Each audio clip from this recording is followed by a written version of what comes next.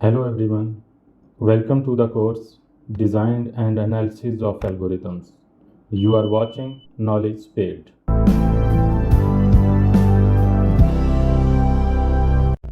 In the first part of this lecture, we have defined the asymptotic notations and we have discussed that what is asymptotic analysis. In asymptotic analysis, we look at the growth of the functions as n approaches to infinity. We have defined the big O notation.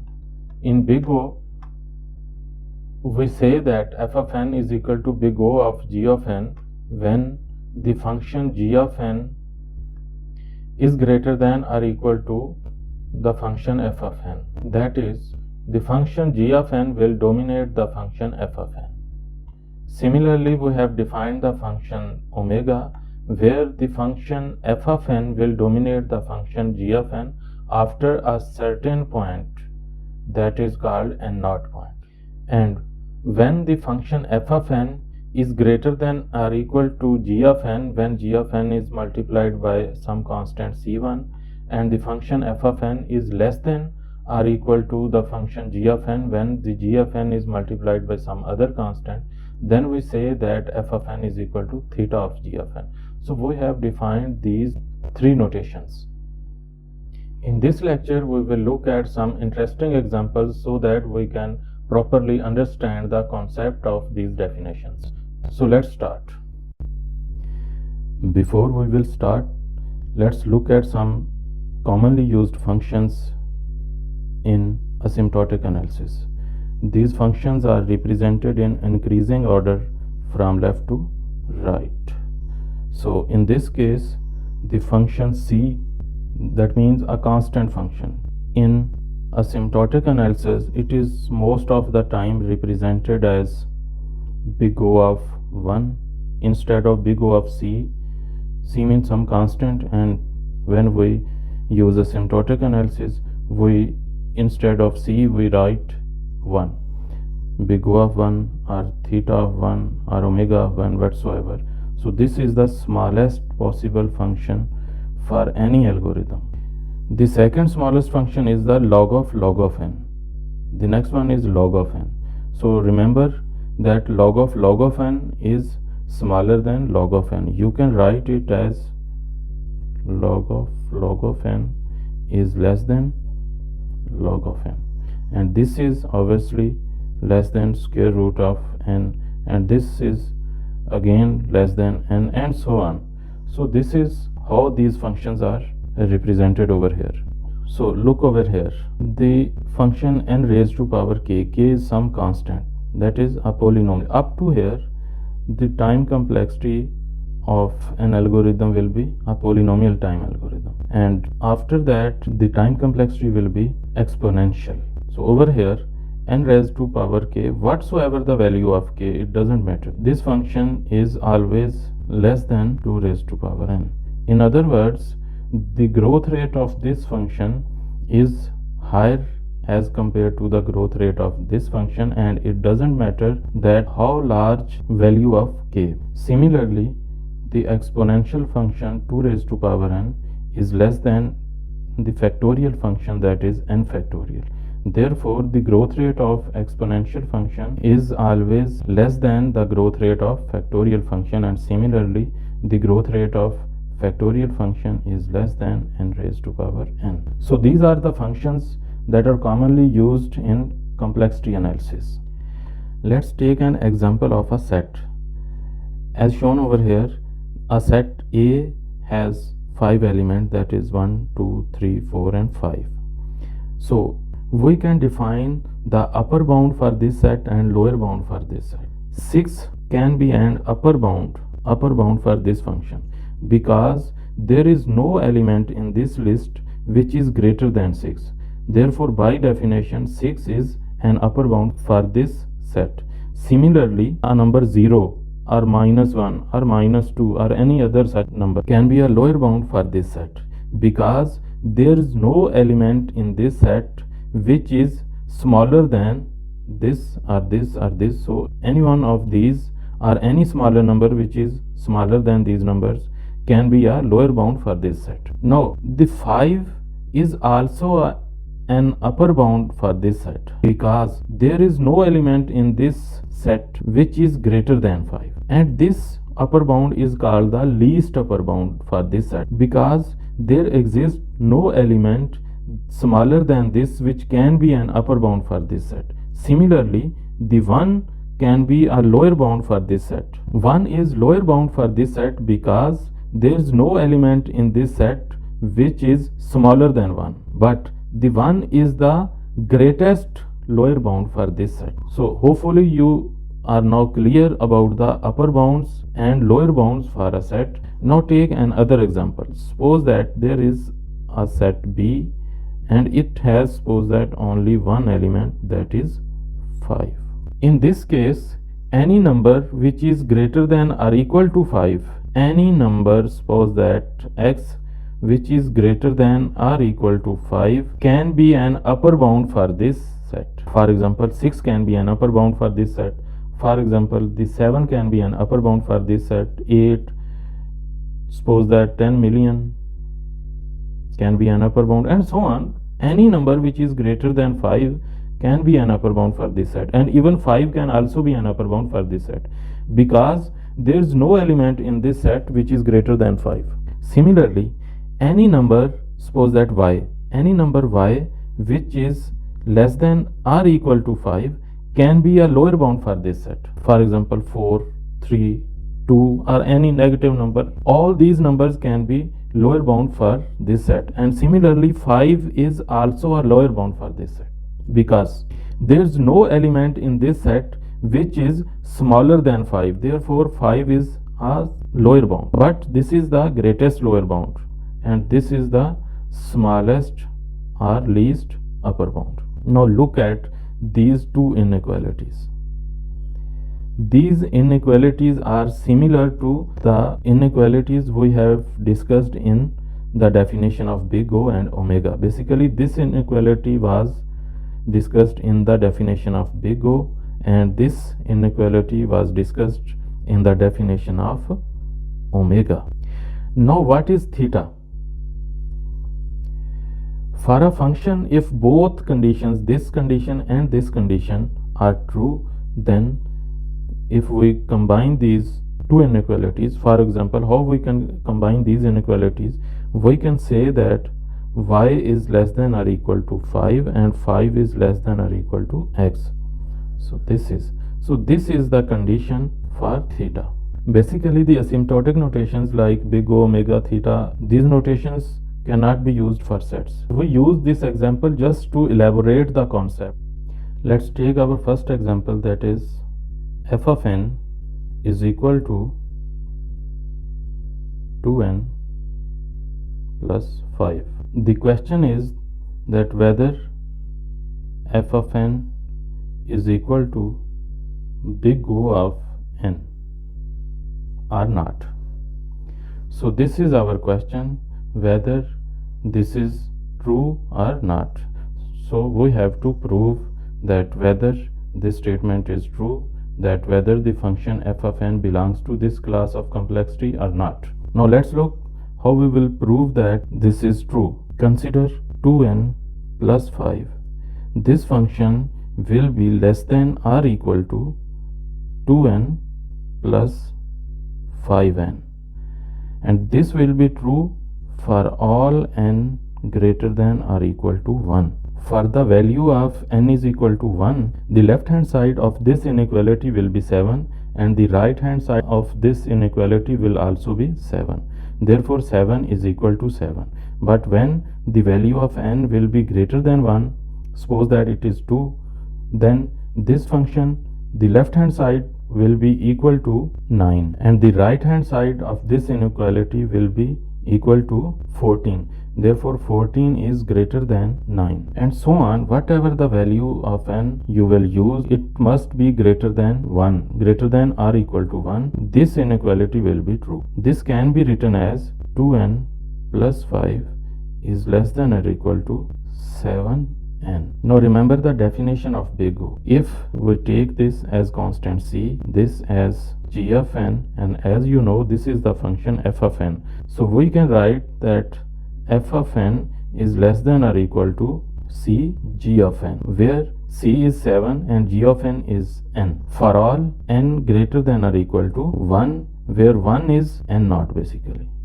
N naught. The value of n naught is in this case 1. So by definition, we have proved that the function 2n plus 5 belongs to the class big O of n. Implies that 2n plus 5 is equal to big O of n, and hence proved. And remember that we can prove that this function f of n is basically equal to big O of n square or big O of n cube.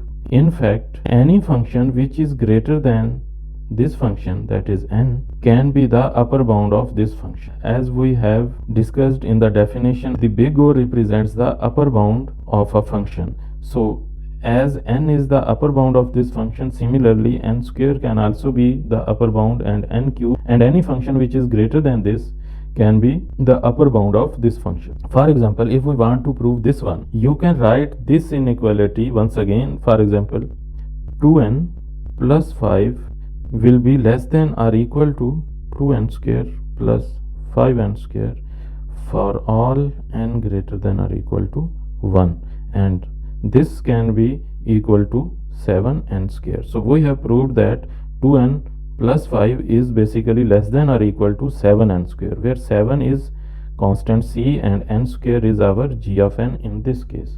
So we have proved that f of n is equal to big O of n square. Similarly, we can prove for any function which is greater than n basically. So if we look at the functions that we have already discussed, for example, look over here. In this case, all the functions from here to the right side, all these functions can be the upper bound of this function, that is 2n plus 5. We cannot prove for any of these functions. All those functions which have growth rate less than n cannot be proved as upper bound or big O for this function. Okay, our next example is, suppose that we have the same function, that is f of n is equal to 2n plus 5. Now we have to prove that f of n belongs to or equal to omega of n. Remember the definition of omega. Okay, consider 2n plus 5 is greater than or equal to, for example, 2n for all n greater than or equal to 0 even. You can use 0 or you can use 1 whatsoever. It is true for 0 as well, and it is true for 1 as well, and it is true for all values of n greater than 1. Now this is our C and this is our g of n. So we have proved that implies that, and this is our f of n. As you know, f of n is greater than or equal to C g of n for all n greater than or equal to 1, for example. Now this is the definition of omega. So by the definition of omega, we have proved that f of n is equal to omega of n. So this is our proof for omega notation. Now look, the same function we have proved for big O, and it is also proved for omega, as you have seen in the example of sets. Now if we combine the inequalities, this inequality and this inequality, we have another inequality, that is the function f of n is 2n plus 5. We have proved that this function is less than or equal to 7n, and this function is basically greater than 2n. In other words, the function 2n is less than 2n plus 5. So we can write over here 2n for all n greater than or equal to 1. So this is by definition is the condition of theta. Therefore we can write this is our f of n, and our f of n is less than or equal to, and this is our first constant, that is c1 dot g of n, and this is our second constant, that is c2 dot same function g of n. So this is by definition is the condition of theta notation, and this is true for all n greater than or equal to 1. So by definition of theta, we have proved that f of n is equal to theta of n. So over here our first example is completed. Okay, let's take our second example. In this case, our function is f of n is equal to 3n square plus 4n plus 1, and we have to prove that f of n belongs to big O of n square. You can use this notation. It is more appropriate as compared to the equal notation, but it has the same meaning. You can write, and most of the time people write it as like f of n is equal to big O of n square. There is basically no difference. As we have already discussed that this is basically a class of functions, or in other words a set of functions. When we represent this in this way, we actually want to say that this function f of n belongs to this class. Therefore we can use this in this way. To prove this, let's consider 3n square plus 4n plus 1. This is less than or equal to 3n square plus 4n square plus n square for all n greater than or equal to 1. For example, if we put the value of n is equal to 1, the left hand side and right hand side will be equal. But for all values which are greater than 1, the function on the left hand side will always less than this function. So this is basically equal to 8n square, and over here 8 is c and n square is g of n. Therefore implies that this is our f of n. We have proved that f of n is less than or equal to 8n square. So by definition of big O, we have proved that f of n is equal to order n square. Now we will prove that f of n belongs to omega of n square, and it is very simple proof. Basically 3n square plus 4n plus 1 is basically greater than or equal to, for example, 2n square for all n greater than or equal to 1. Suppose that it is even true for 0 as well, but whatever the value you can write over here, you can write for all n greater than or equal to 10, for example. It doesn't matter basically. This inequality shows the condition of omega, because this can be c and this can be g of n. Therefore this is our f of n. So f of n is basically greater than or equal to c dot g of n. Hence proved that f of n is basically equal to omega of n square.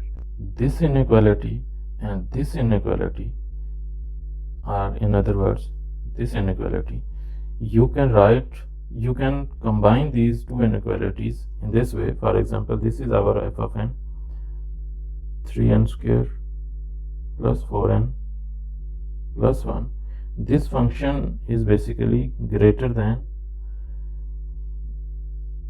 or equal to 2n square,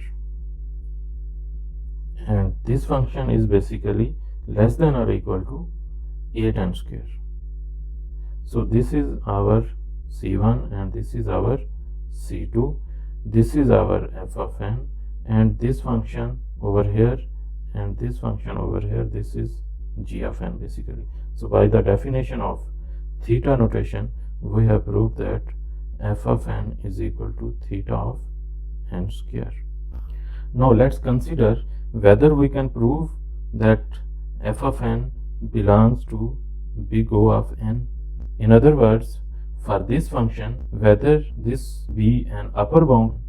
So let's look at that 3n square plus 4n plus 1 cannot be greater than or equal to cn. This is not possible. No such c exists, does not exist. It means does not exist, and no such n not exist. It means you cannot find any constant c for some value of n naught for which you can prove this inequality. Therefore this cannot be proved. But you can prove this, that f of n belongs to omega of n. The n can be a lower bound. How? For example, the function 3n square plus 4n plus 1 is greater than or equal to, for example, 2n, where 2 is the constant c, and this is true for all n greater than or equal to, for example, 1. Any value greater than or equal to 1, this inequality is true. And this is, as you know, is the condition of omega. So we can say that f of n is equal to omega of n. And any function which is less than n can be proved as omega of that function. So that's all. Hope now you are pretty much clear about the concept of big O, the big omega and theta notations, and you have understand that how we can prove these notations for certain functions. As we have already discussed the growth of the functions, certain classes of functions are shown over here and the name of the functions are also mentioned over here. Now we will look at the graphs of these functions so that you can visualize the growth of the functions. So over here, as you can see, the function log of n, as the n grows larger and larger, this function grows very slowly. The constant function is just below the log of n function, and the growth rate of the constant function is 0 basically. Then as you can see, the order n function, which is a straight line, the order n log of n function. So in this space all the polynomial functions will lie. Oh, I think this is incorrectly mentioned over here. Let me correct it.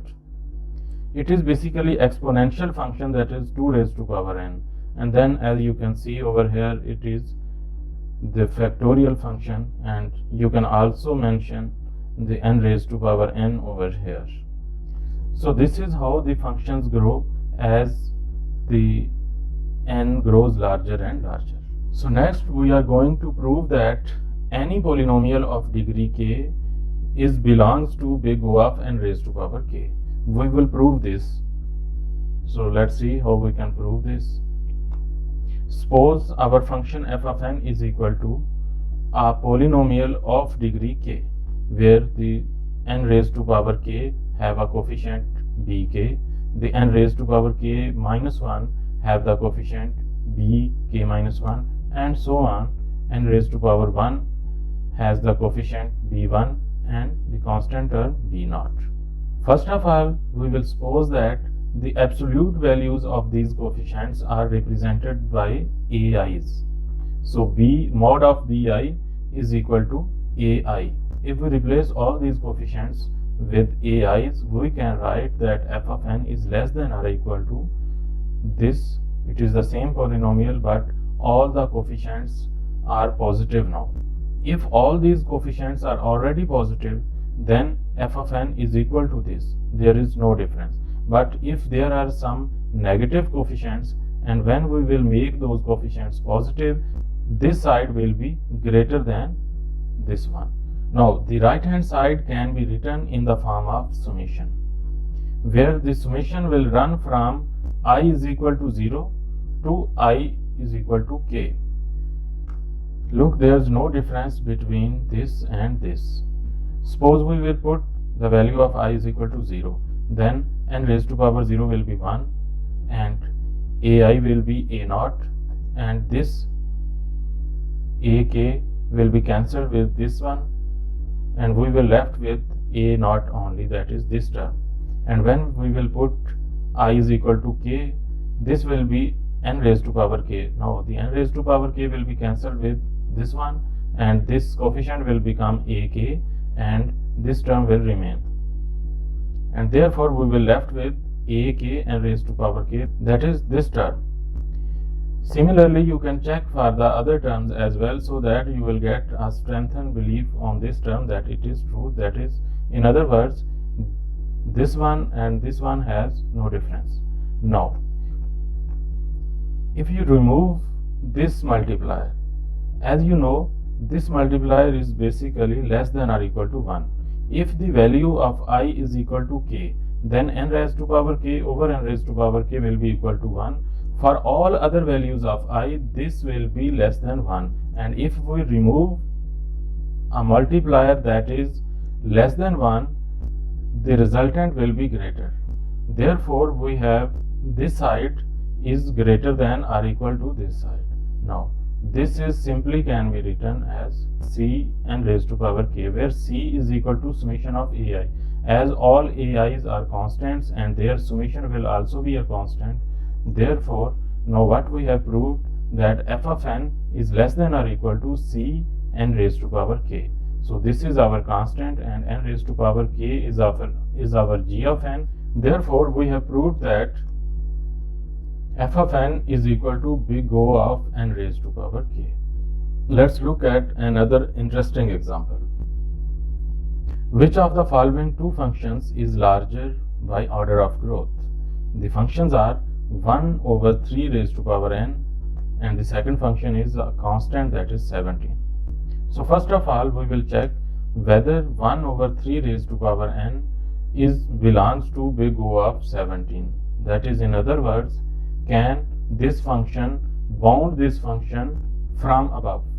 As you can see over here, we can write 1 over 3 raised to power n is less than or equal to some constant multiplied by 17, and this is true for c is equal to 1 and for all n not greater than or equal to 1. Therefore, this is true. Now, let's check if 17 is equal to big O of this function. Can we write 17 is less than c into 1 over 3 raised to power n? This can only be true if c is greater than 17 multiplied by 3n. For this value, if we put c is equal to 17 into 3n, we will get the answer 17. Therefore, 17 is equal to 17. And if the value of c is greater than this, then this side, that is right hand side, can be greater than the left hand side. But as you can see over here, for a larger n, as you can see over here, we cannot bound c for some constant. As n grows larger and larger, we have to increase the value of c. Therefore, the c cannot be fixed as a constant. That's why this function is less in growth rate than the 17. Now, over here another interesting example. Whether 2 raised to power 2n is equal to big O of 2 raised to power n. So as we have to prove the big O notation, we just have to prove that the function 2 raised to power n when multiplied by some constant will be greater than or equal to this function. So to prove the big O, we have to prove this inequality. Let's see whether this inequality holds or not. We can write 2 raised to power 2n as 2 raised to power n multiplied by 2 raised to power n. And this should be less than or equal to some constant multiplied by 2 raised to power n.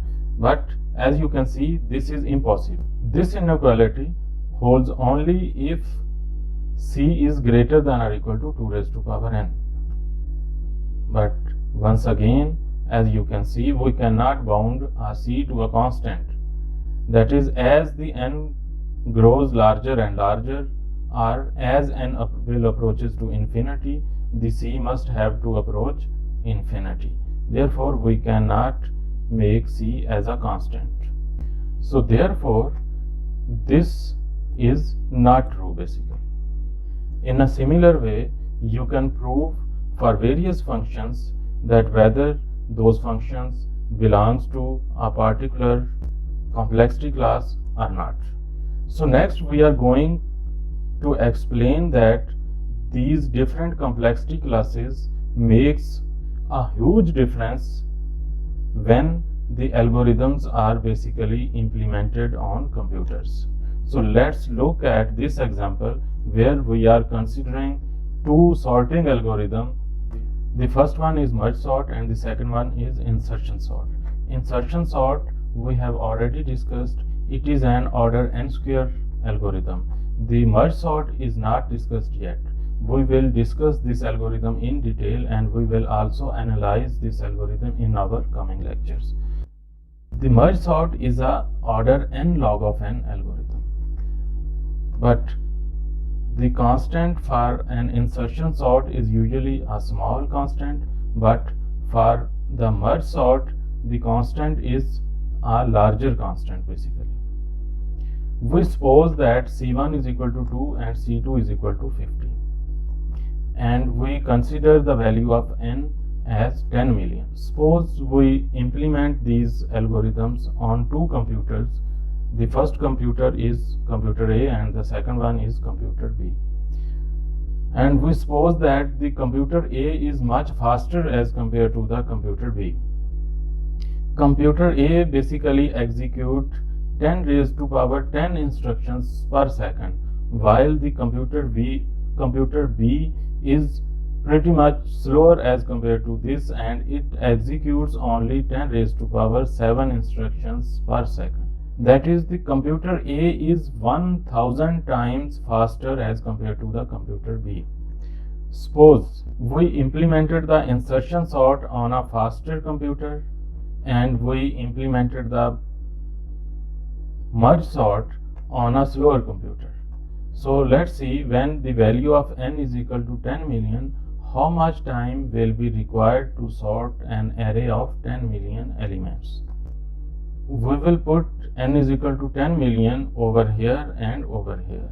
For the insertion sort, it will be, the constant is 2 and this is 10 million, 10 raised to power 7 and the whole raised to power 2. This will be divided by the instructions executed by the computer per second, and we will get an answer of 20,000 seconds. But when we will put this 10 million and the value of the constant C2, that is 50, in the complexity function of merge sort, that is n log of n, we will get this number 50 multiplied by 10 raised to power 7 and multiplied by log of 10 raised to power 7, and this will be divided by 10 raised to power 7 only, and we will get an answer that is 1163 seconds approximately.